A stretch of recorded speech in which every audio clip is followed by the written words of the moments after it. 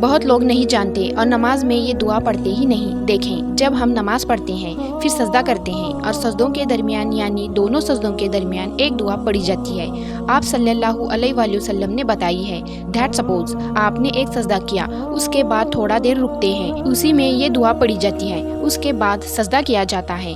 لیکن بہت لوگوں کو یہ پتہ ہی نہیں۔ وہ دعا یہ ہے، اللہم مغفر لی ورحمنی وحدنی وعافنی ورزقنی۔ اس کا ترجمہ سن لیں، اے اللہ مجھے معاف فرما، مجھ پر رحم کر، مجھے رزق دے، مجھے عافیت دے اور مجھے ہدایت دے۔ سوچیں، آپ امیجن کریں، آپ اس وقت دعا کرتے ہیں جب آپ سجدے کی حالت میں ہوتے ہیں، اور آپ کو پتہ ہی ہوگا سجدے کے وقت اللہ آپ سے بہت قریب ہوتا ہے، اور اس میں بہت زیادہ ہائی چانسز ہوتے ہیں کہ آپ کی دعائیں قبول ہوں، اور بہت لوگوں کو یہ پتہ ہی نہیں ہے۔